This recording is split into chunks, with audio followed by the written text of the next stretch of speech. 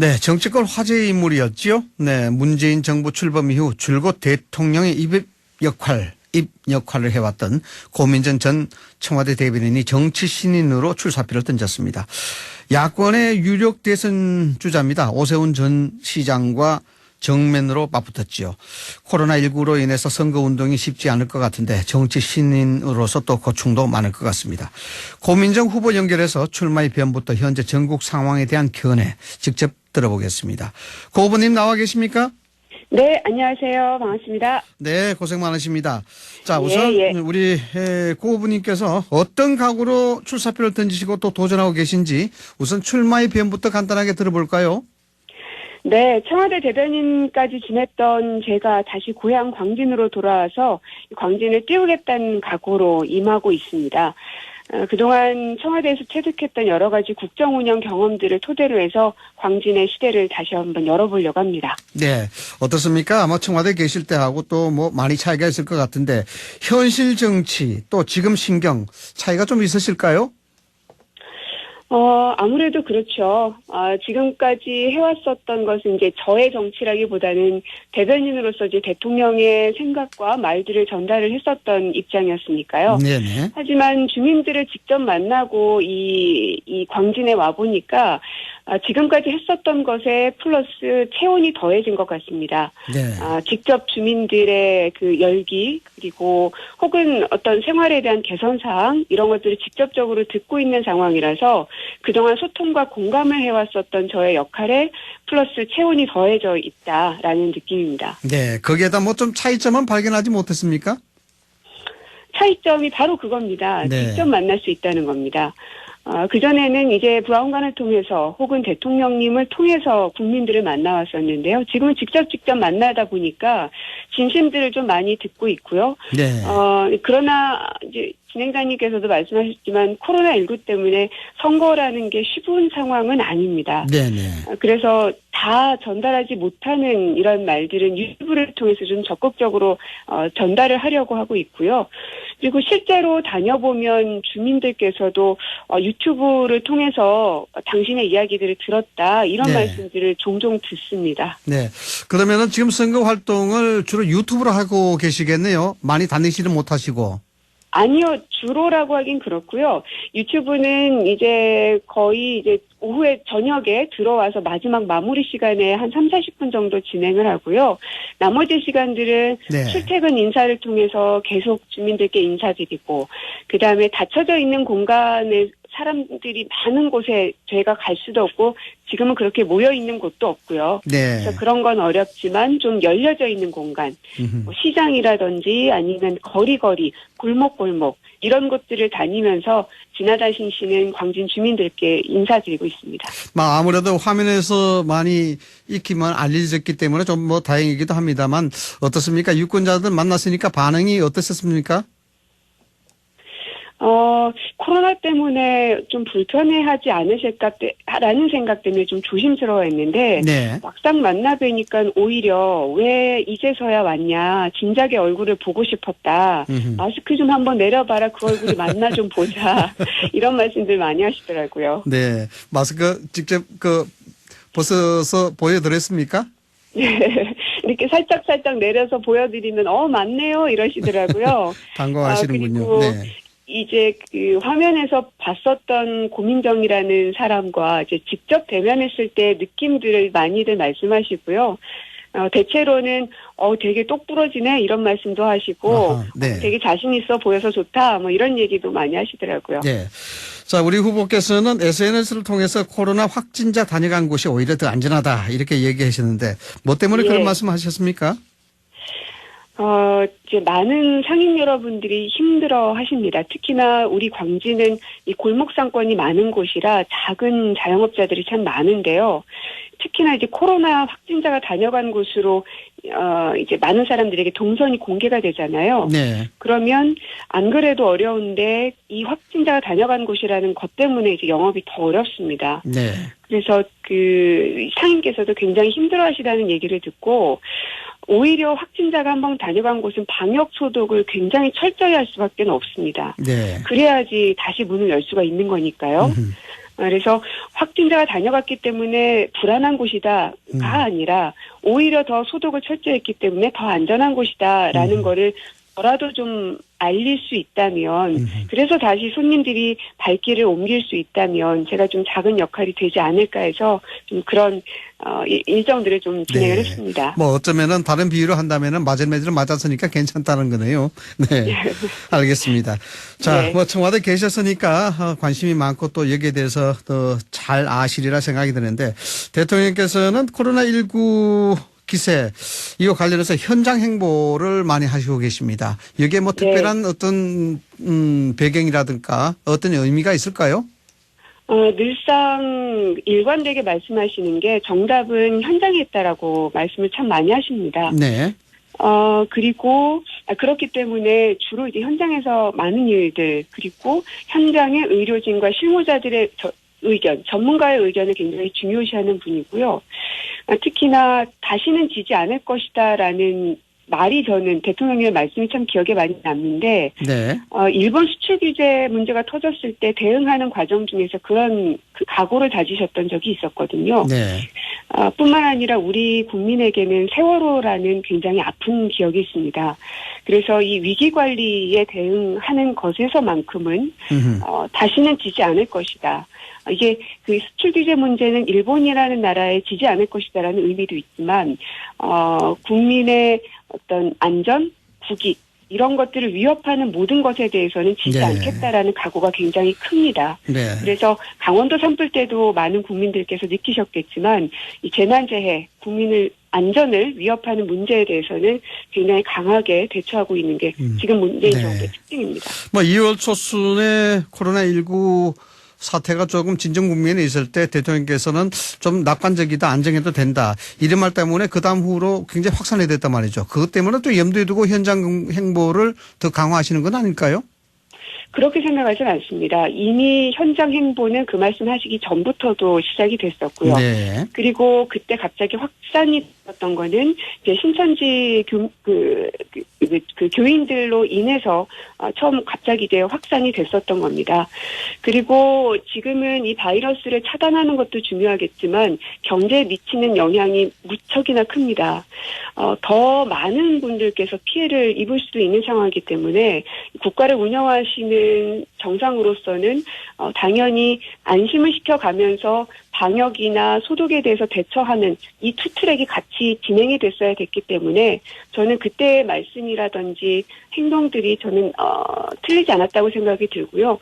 결과는 이제 결과적으로 봐야 할 텐데 지금도 끝났다고는 생각하지 않습니다. 네. 물론 언론에서는 지금 확진자 수와 그리고 이제 퇴원하는 그 숫자가 이제 역전이 됐습니다. 그래서 골든크루스라는 단어까지도 쓰지만 정부에서는 그것에 연연하지 않고 제로가 될 때까지 마지막 순간까지 아마 최선을 다할 것입니다. 네, 그래야 되겠죠. 네. 네. 자, 마크롱 프랑스 대통령이 문재인 대통령과 통화하면서 경험을 공유해달라 이렇게 요청을 했고, 네. 문재인 대통령은 G20 특별 화상 정상회의 제안했는데 회의 성사될까요? 어떻습니까? 글쎄, 뚜껑은 열어봐야 되겠지만, 이제 마크롱 대통령도 좋은 생각이다라고 공감하면서 추진하겠다라고까지 발언을 하셨죠. 네. 그리고 그 오브라이언과 정의용 실장 이 두 사람이 통화를 통해서도, 이 적극적으로 이 부분을 논의를 하겠다라고 이야기를 한 걸 제가 언론을 통해서 봤습니다. 네. 그래서 이 전 세계 국가들이 한국의 지금의 이 방역 시스템에 대해서 관심이 높은 것은 외신을 통해서도 확인이 되고 있고 이런 정상급들을 통해서도 역시 확인이 되고 있습니다. 네. 단순히 정상회의를 하냐 안 하냐가 중요한 것은 아니겠죠. 얼만큼 많은 국민들이 그리고 많은 정상들이 대한민국을 바라보느냐 그리고 대한민국의 방역 시스템이 어떤 그 평가를 받고 있느냐를 보는 게 더 중요하겠죠. 네. 우리 고 후보께서는 정치인이시기도 하지만 두 아이의 엄마이기도 하신데 이거 개학 연기 여론 나오고 있습니다. 어떻게 보시는지요? 예, 참 쉽지 않은 부분입니다. 어제도 제가 그 초등학교, 중학교, 고등학교 학부모님들하고 간담회를 가졌는데, 글쎄요, 어떤 분들을 제가 만나느냐에 따라서 다르겠지만 어제 만나셨던 분들은 계약이 연기되어야 되는 거 아니냐라는 말씀을 좀 많이 하셨고 또 한편으로는 계약을 하더라도 학교가 준비가 되어 있어야 될 것이다. 소독제라든지 혹은 마스크라든지 이런 게 얼만큼이 진행이 됐는지 거기에 대한 좀 궁금증들이 네. 많으셨습니다. 자, 선거 얘기 좀 짚어봐야 되겠는데요. 네네. 상대 후보가 야권의 대선 주자로 거론되는 오세훈 전 시장입니다. 만만치 않으신데 또 뭐 오 후보는 일찍부터 작년 2월부터죠. 1년 넘게 이 광진들의 상주를 했고 또 밑바닥을 다져왔는데 네. 보시니까 어떻습니까? 상대로 평가하신다면요. 네. 얼마 전에 주민들 만나면서 골목길에서 한번 마주쳤어요. 그래서 선배님 고생이 진짜 많으십니다 하면서 아, 선배님이라 인사하고. 하십니까? 네. 그럼요. 네네. 이제 그렇게 지나갔었는데 어쨌든 지금은 민주당과 미래통합당 이 후보 대 후보로 만난 사이니까요. 깨끗하고 공정한 경쟁을 해보고 싶습니다. 그리고 오세훈 후보께서는 1년간 상주하시면서 이제 그 광진을 다졌다라고 말씀을 하시지만 사실은 이 광진은 30년 동안 민주당이 다져온 곳이기도 합니다. 네. 그래서 얼만큼 광진의 그 상황들 그리고 지금까지 흘러온 역사들을 잘 아느냐가 중요할 테고요. 그리고 또 지금까지 몇 번의 선거를 통해서 이제 평가를 받았던 바가 있으신 분입니다. 그러한 네. 것까지 같이 그 분석을 하셔야 되지 않을까 생각이 듭니다. 30년 민주당 텃밭이기 때문에 쉽지 않을 것이다. 이렇게 이제 얘기가 들리는 것 같은데요. 자, 우리 고 후보님께 여쭤보겠는데, 오 후보에게 없는 본인만의 강점, 경쟁력 뭐가 있을까요? 아무래도 저에게는 원팀이 존재한다는 겁니다. 원팀이 존재한다. 조직력이다. 네. 예. 제가 함께하고 있는 이 광진 안에서의 조직도 조직이지만 광진 주민들 그리고 광진구청 또 서울시 문재인 정부까지 어떤 하나의 정책 사안을 결정할 때는 많은 팀들의 협업이 반드시 필요합니다. 이런 데 있어서 원팀을 갖고 있는 것이 저에게는 큰 강점이 아닐까 싶습니다. 네. 구청과 서울시가 많이 도와준다는 말로 들리는데 오해가 없겠습니까? 도와준다는 말이 아니고요. 같은 지향점들을 갖고 있다는 뜻입니다. 같은 지향점들을 갖고 있다. 자, 고 후보님. 네. 오세훈 서울시장, 오세훈 후보의 장점이 있다면 어떤 걸 꼽으시겠습니까? 장점이 있다면 글쎄요. 생각을 안 해보셨습니까? 일단은 사람들에게 친숙하게 다가가는 그런 이미지가 장점이지 않을까 싶네요. 네, 친숙한 이미지. 이게 이제 오세훈 시장이 가질 수 있는 장점이다. 예. 자, 광진을이 10년 가까이 공터로 남아있는 구이동, 옛 동부법조타운이죠. KT 부지 개발이 이제 주요 현안으로 제기되어 있는데 이에 대해서는 어떻게 고심하고 계십니까? 이제 주로 뭔가를 개발을 할 때는 뭐라고 할까 황제식 개발 이런 네. 것들을 생각하는 경우들이 많이 있습니다. 네, 앞서서도 말씀드렸지만 광진의 특징은 골목 상권이 살아있고 그 얘기는 30년, 40년 오랫동안 그 지역을 지켜온 분들이 많다는 뜻입니다. 그래서 주민들의 생각 그리고 주민들이 주도할 수 있는 그런 발전 방향들을 고민을 하고 있고요. 아직은 저희가 공약을 구체적으로 발표를 하지를 않아서 제가 네. 좀 더 자세한 얘기를 드리고는 싶지만 곧 발표할 예정이라서 아하. 여기까지만 말씀 좀 드리겠습니다. 오늘 아침 언론 보니까요. 뭐 언론에서 네. 여론조사 발표됐는데 우리 고민중 후보가 오세훈 전 시장을 좀 앞지른 걸로 나왔더라고요. 네. 뭐 기분이 좋으시겠습니다. 어떻습니까? 청와대 대변인으로 있을 때도 그랬지만 지지율에 대해서는 일일비하지 않겠습니다. 네. 역시 이제 민심에 따라서 또 정책과 공약에 따라서 주위의 주민들이 판단할 것이다. 이렇게 이제 해석이 됩니다. 예. 네. 자, 4.15 총선 앞두고 정계 개편, 여야 비례정당 출범, 뭐 진영간 대결 구도가 더욱더 치열해지지 않는가 싶은데 문제는 네. 이게 중도 표심 향방이란 말이죠. 네. 여당에서 이게 중도 표심 좀 잡아야 되는데 어떻게 해야 된다고 보십니까? 중도 표심이 어디에 있는지 또 그것을 잡기 위해선 무엇을 해야 되는지에 대한 분석은 저보다는 전략가들 또 정치 분석가들이 하셔야 될 영역인 것 같습니다. 저 같은 후보자들은 중도이든 진보이든 보수이든 저에게는 모두 똑같은 광진 주민들이시고요. 네. 그분들을 바라보고 가는 것이고 거기에 대한 결과물은 4월 15일 날 받아안는 거겠죠. 네. 일단 여론의 향방이 계속해서 지켜보고 위기에 따른 행보를 해야 된다라고 이제 해석이 되는데 당내 상황 하나 좀 짚어보겠습니다. 예. 자, 고 후보께서 어떻게 생각하시는지 모르겠습니다만 금태섭 의원의 경선 탈락 이게 이제 전체적인 어떤 비판 여론도 있고 또 그렇지 않은 여론도 있는데 민주당의 전반적인 공천이 586 운동권이나 친문, 청와대 출신 이렇게 중심으로 이루어졌다라는 그런 평가 나오고 있습니다. 여기에 대해서는 어떻게 생각하시고 계시는가요? 그러한 평가는 언론에서 프레임을 만들고 있다는 생각이고요. 언론에서 프레임을 만든다. 이번 민주당에서의 공천은 무엇보다도 시스템에 의한 공천들이었다라는 게 중론이고 또 제가 느끼는 체감입니다. 심지어는 제가 지역구에 오기까지도 그야말로 깜깜이었습니다. 언론에서 계속 광진으로 가느냐 동작으로 가느냐 이런 이야기들이 언론 보도를 통해서 제가 오히려 뒤늦게 봤었던 상황이고요. 오히려 저 당사자인 저에게는 그러한 내용들이 전혀 전달조차 되지 않고 언론을 통해서 결과를 보기까지 했습니다. 우리 고 후보께서는 일찌감치 광진을로 정해놓고 계셨군요. 그렇지 않다는 걸 지금 말씀드리지 그렇지 않다. 네네. 예, 저한테조차도 후보자가 될 저한테조차도 어디로 갈 것이다라고 혹은 어떤 의향을 묻거나 이런 과정이 당에서는 없었습니다. 네. 정말 공정하게 하고자 하는 느낌을 참 많이 받았고요. 그리고 시스템 공천을 하겠다라는 의지도 굉장히 강하게 읽었습니다. 네. 그래서 지금도 역시 모든 사항들을 정하는 과정에 있어서 안 되신 분들께서는 또 여러 가지 오해를 할 수도 있고 혹은 여러 가지 생각을 갖고 계시겠지만 제가 체험한 바로는 시스템에 의한 결정들이 이루어지고 있구나라는 확신은 있습니다. 네, 고 후보께서는 시스템에 대한 공천이 이루어지고 있다 이렇게 참 평가를 하시는군요. 네.